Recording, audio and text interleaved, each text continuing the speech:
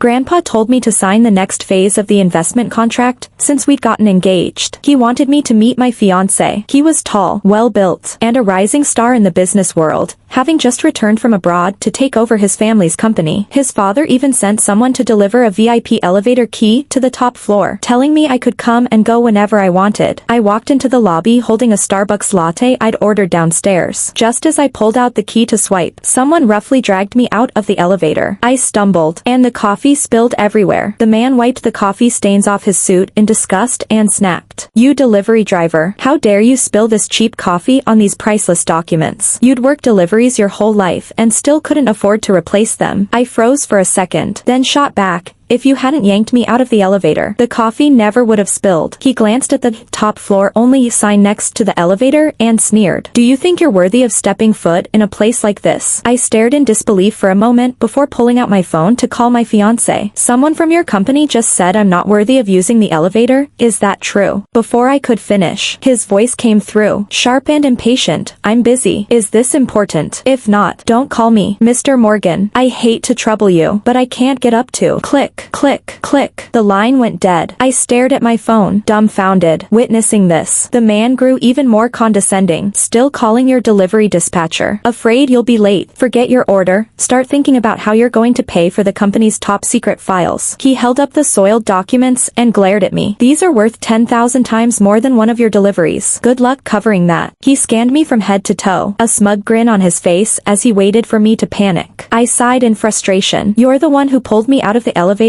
and made the coffee spill. And what's wrong with being a delivery driver? Does that mean you get to bully and threaten me?" Whispers erupted from the people waiting for the elevator. "Since when are delivery drivers so bold?" She's talking back to Assistant Todd. Assistant Todd is practically second in command after Mr. Morgan. If he says she has to pay, the legal team will ruin her. She's so ignorant, she has no idea who she's messing with. Wait till she hears the damages. She'll wet herself. Assistant Todd preened under the whispers. "You're just a lowlife who deserves to be pushed around. Being poor doesn't make you right. You will pay today. Kneel down and apologize, and I might take pity on you and lower the amount." Insulting me was one thing, but belittling all delivery workers crossed the line. I couldn't help but mock him. "Not only do you look like a pig, but you also play dirty, accusing me of your own mistake. It's your fault, yet you're demanding money from me." Assistant Todd's face turned bright red. He glanced around, then flew into a rage. "You ungrateful bitch. Asking for a beating. Keep yelling. Let everyone watch you get what's coming." He was overweight, his steps shaking the floor as he lunged at me. I quickly dodged to his side, but he grabbed my arm in a vice grip. I struggled, but he wouldn't let go. Just as he raised his hand to hit me, I acted fast, flinging the remaining coffee in his face. The ice cubes stung his skin, and he flinched. I pulled my arm free and turned to run, only to crash into someone stepping out of the elevator. Assistant Todd froze when he saw who it was, but momentum carried him forward, knocking both of us to the ground. He scrambled to his feet, while the people from the elevator rushed to help the man I'd landed on. Chaos erupted. When the man stood up, his cheeks were still flushed, now mixed with anger. He stared coldly at Assistant Todd. "What is this? Todd, is this a company or a street brawl?" Assistant Todd's face turned crimson as he forced a smile and pointed at me. "She destroyed company property and tried to run. I acted on impulse to stop her, for the company's sake." The man looked at me. "Are you Sophia Sterling?" I took a moment to study him. Grandpa had good taste. He was 6 feet tall, with a sharp, commanding presence and chiseled features, but his gaze on me was icy. "Good morning, Mr. Morgan. I'm Sophia. Grandpa sent me to sign the..." He cut me off with a wave of his hand. "I'm not interested. Please leave." Miss Sterling. I'd woken up early, dealt with this jerk's harassment, and now he was dismissing me outright. Anger flared inside me. "So you're Kai Morgan, Grandpa's choice for his grandson-in-law," I said. "I came all this way, and you're kicking me out before we even talk. Is that how you treat people?" He gave me a cold once-over. "Do you expect me to sit and chat with you? Look at the product wall behind you. You're not worth my time." He scanned my yellow delivery jacket again. "My father actually wants me to marry a delinquent like you. Acting like a shrew and picking fights, this isn't a flea market." Gasps and loud murmurs followed their engaged. They're total opposites. Where did she come from? Trying to mooch off the Morgans with her family's connection. connections. Mr. Morgan is handsome, rich, and talented. We should sign a petition against this marriage. The insults stung, but I just rubbed my forehead. I wasn't even sure I wanted to marry him. Fine, I said sarcastically. I'm a delinquent. You're a model citizen. Congratulations. But if you don't want this engagement, return the family heirloom we exchanged. It's priceless. You know. Laughs broke out. Assistant Todd, still covered in coffee stains, stepped forward again. Delivery girl, quit pretending. What kind of a priceless heirloom could a nobody like you have? Mr. Morgan is a billionaire. He wouldn't waste a second on your junk. Priceless was an exaggeration, but I wasn't backing down. Even billionaires can't steal family heirlooms. Don't reject me and keep my property. I met Kai's eyes, and for a moment,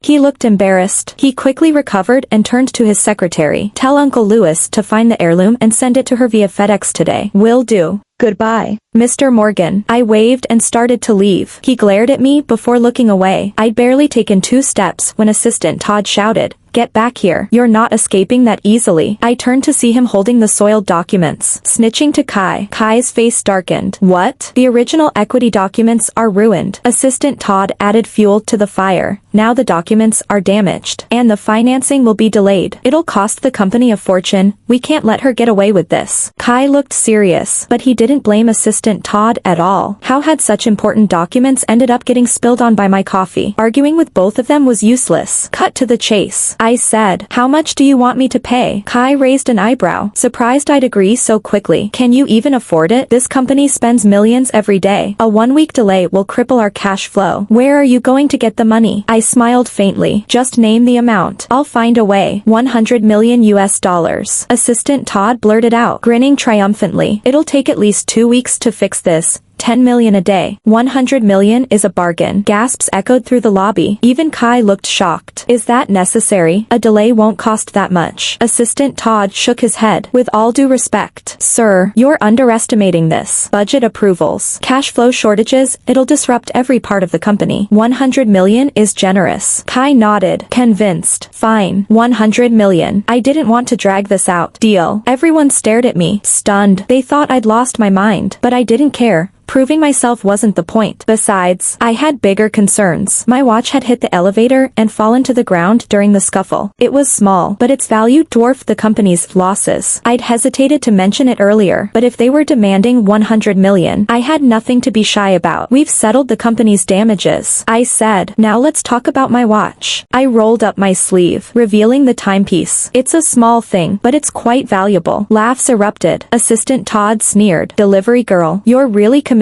to this act. Buying a fake luxury watch to scam us. Even a real one is only a few million. Who do you think you're fooling? Trying to impress Mr. Morgan with a knockoff. Pathetic." I glared at the crowd. "This is a Patek Philippe only watch. Look up its auction price. Now. Only watch. Stop throwing around English words. A fake is still a fake, worth nothing." Assistant Todd scoffed. Even more arrogant. "Quit stalling. If you can't pay, you're not leaving this building." Today was truly a disaster. Kai had dismissed me. Assistant Todd was extorting me, and my watch was damaged. I pulled out my phone to call Grandpa. "Hi Grandpa, it's Sophia." His voice lit up. "Honey, did you meet him? Do you like him? Come home for lunch." I glared at Assistant Todd. "I had a terrible morning. That coming-of-age gift you bought me, the expensive watch. It's scratched and dented." "You careless girl," Grandpa exclaimed, sounding distraught. "How did that happen?" "I didn't do it on purpose. Some guy dragged me out of the elevator, and the watch hit the wall. Then my coffee spilled on his documents, and now he's demanding 100 million in damages. He said if I don't pay, I can't leave." The line went silent. You could practically feel Grandpa's anger through the phone. "Who dares to treat my granddaughter like this?" Before I could answer, Assistant Todd snatched the phone from my hand. "Listen, you delivery girl's family, borrow the money now. If we don't see it today, you'll visit her in jail." Grandpa was quiet for a moment, clearly shocked. "You're the one who dragged my granddaughter out of the elevator and demanded 100 million. Assistant Todd didn't back down. "Cut the crap. Can you pay or not?" I could tell Grandpa was furious. 100 million. Pocket change. You have the nerve to ask for it.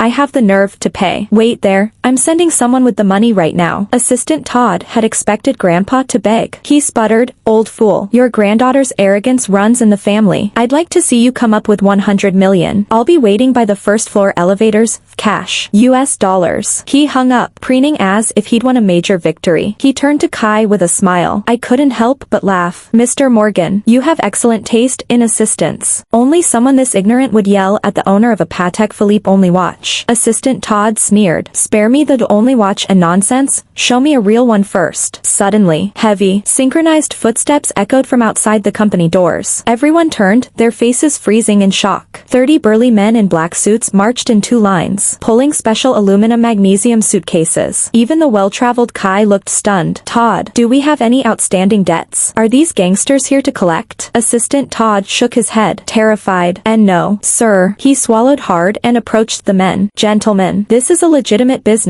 What's this about?" "Payment," the 30 men shouted in unison, their voices booming through the lobby. Assistant Todd stumbled backward, but the men ignored him, walking straight to me. They bowed slightly. "Ms. Sterling, we've brought the 100 million in cash. Please instruct us." Gasps filled the room. Everyone stared at me in disbelief, especially Assistant Todd, who looked like he'd seen a ghost. I nodded, smiling. "Grandpa works fast." The leader bowed again. "Mr. Sterling ordered us to reach you as soon as possible, for your protection, and to follow your orders." Assistant Todd pushed his way through. "Gentlemen, you must have the wrong person. She's just a delivery driver. How could she be who you're looking for?" The leader glanced at the soiled documents in Assistant Todd's hand. "You just took a call demanding 100 million for coffee-damaged documents. Is that correct?" Assistant Todd nodded, dumbfounded. "Then this 100 million is for you." Assistant Todd paled.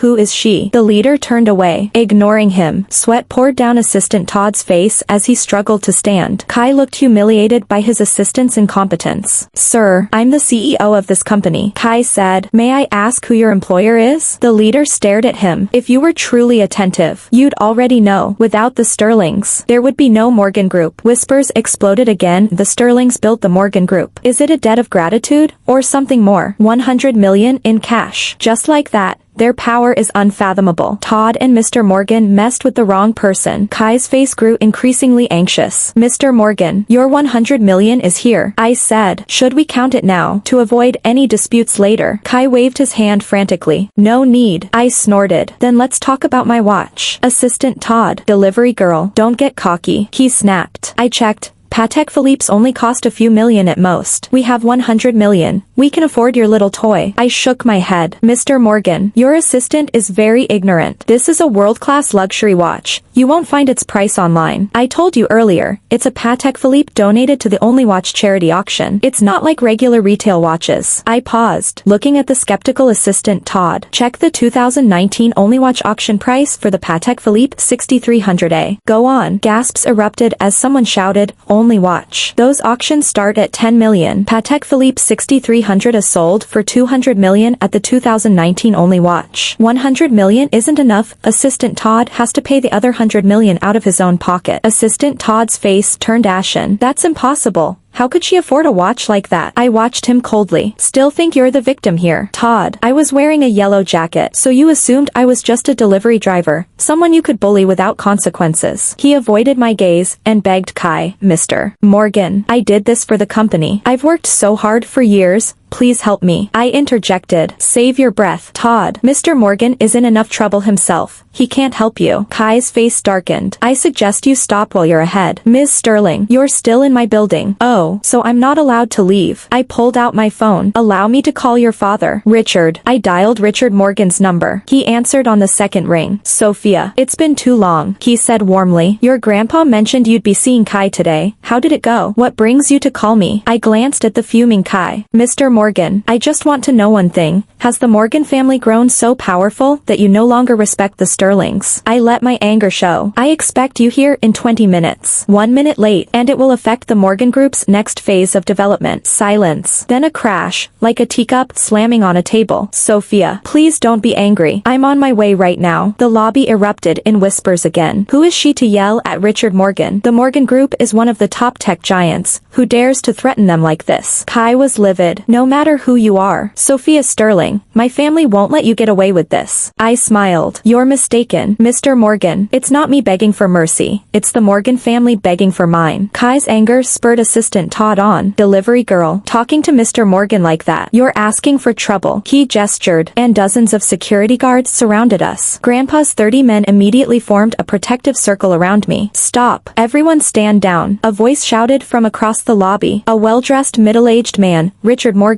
ran toward us. Out of breath, he reached me and bowed slightly. Sophia, I'm so sorry for the trouble. This is all our fault. Richard scanned the tense scene, his face turning paler. He forced a smile. I made it on time, didn't I? I checked my watch. He'd arrived in 10 minutes. Mr. Morgan, you got here just in time. Another minute, and your son was going to have me arrested. Richard coughed awkwardly, then turned and slapped Kai hard across the face. You idiot, always causing trouble. Apologize to Sophia, now. Kai stared at his father in shock. Dad, have you lost your mind? You're hitting me for her. She insulted our family. Richard slapped him again, harder. You deserve worse for your stupidity. Sophia can say and do as she pleases. Who are you to question her? After scolding Kai, Richard turned to me with a smile. When I nodded, he addressed the crowd. Anyone who tried to harm Miss Sterling today is fired, effective immediately. The Morgan Group will never rehire you. Richard meant business, no hesitation, no excuses. Kai frowned, confused and humiliated. He didn't understand why his father was so desperate to please me, but Richard knew the truth. The Morgan Group's success depended entirely on the Sterlings. Mr. Morgan, she's provoking our family, Assistant Todd said, trying to rally support. We're the Morgan Group. We don't have to bow to anyone. The crowd nodded, but Richard silenced them with a glare. You're Kai's assistant. Todd. Yes, sir. Pack your things. You escalated this conflict. And if the Morgan Group suffers losses because of you, we'll sue you for every penny. The employees stared in shock. Richard had stepped back from daily operations, but he still held all the power. Richard turned to Kai, his voice sharp. Apologize to Sophia. Now, if you refuse, I'll disown you. You'll never set foot in the company again. Kai hesitated, but Richard's glare left no room for argument. Before he could speak, I stepped forward. Forcing an apology would be cruel. I said, let's just end this engagement. The Sterlings and Morgans can no longer work together. Richard's face turned ashen. Sophia, name your price. We'll do anything to make this right. I smiled. Mr. Morgan, do you really think money can fix everything? I've met countless powerful people, but your son is the first to act so arrogantly just because he's on his home turf. If I were just an ordinary delivery driver, I'd never make it out of this building alive. You wouldn't even be here right now. Richard wiped sweat from his forehead, staring at the floor. We're truly sorry. Sophia, please, tell us how to make amends. Kai couldn't stand watching his father grovel. Dad, we don't have to beg her. We're the Morgans. We have power and money. I laughed. Still think your family's wealth makes you untouchable. You're mistaken. I checked my phone right on time. Kai's phone rang suddenly. He glanced at me, then answered. His eyes widened. That can't be. Are you sure? The company accounts are frozen. We can't access any funds. He listened, his face going pale. The original shares are being sold off at rock bottom. The bank is demanding immediate repayment. He hung up, staring at me in disbelief. Did you do this? How? I didn't answer, but Richard did. He exploded in anger. Kai, you've ruined everything. I've cleaned up your messes for years, but this, you've doomed the entire Morgan Group. Richard sighed, massaging his temples. Don't you understand why we begged the Sterlings for this engagement? The Morgan Group depends on them. Kai finally realized the truth. Dad, we can't afford to offend her. The crowd's amusement turned to fear. Assistant Todd cowered in the back, terrified of being noticed. Mr. Morgan, I'm glad you didn't hurt me. I said, otherwise, the accounts wouldn't be the only thing frozen. Kai's eyes filled with tears. Sophia, I'm sorry. I was blind. Please forgive me. I want this engagement. We can get married this afternoon. I laughed out loud. It's too late. The heirloom is already on its way back via FedEx. No need to stop it. Kai's face fell. Richard looked desperate. He'd built the company from scratch, and now it was collapsing because of his son's arrogance. I sighed. I didn't want to punish the entire company for two men's mistakes. Mr. Morgan, for old time's sake, I'll ask Grandpa to go easy on you. I said, but I need to give him something to calm him down. Richard's eyes lit up. Anything, Sophia. Just tell me what to do. I looked at Kai, still trembling with fear. The person who caused the trouble should pay for it. Kai tensed. What do you want? You've already humiliated me enough. For the Morgan Group's survival, rival. I said, Grandpa paid a fortune for that watch. It's damaged. And your assistant insulted him. Firing Todd isn't enough. You need to step down. Richard stared at me, then nodded slowly. He took a deep breath. Very well. I'll hold an emergency meeting this afternoon, with reporters present. I'll announce that Kai is no longer associated with the Morgan Group. Kai fell to his knees, grabbing Richard's pants. Dad, no, this is my company. Richard kicked him away, his face cold. You lost the right to call it yours when you ruined everything. As for Assistant Todd, he was already being escorted out by security, facing charges that would land him in jail for years. His arrogance had cost him his freedom. Later, on my way home, I called Grandpa. No more rushing me into engagements. Next time, pick someone decent, and buy me a new watch to replace the damaged one. I need it to calm my nerves. Thank you for reading today's story. If you enjoyed it, please like and share with your friends. We'd love to hear your thoughts in the comments. Don't forget to subscribe for more exciting stories. See you next time.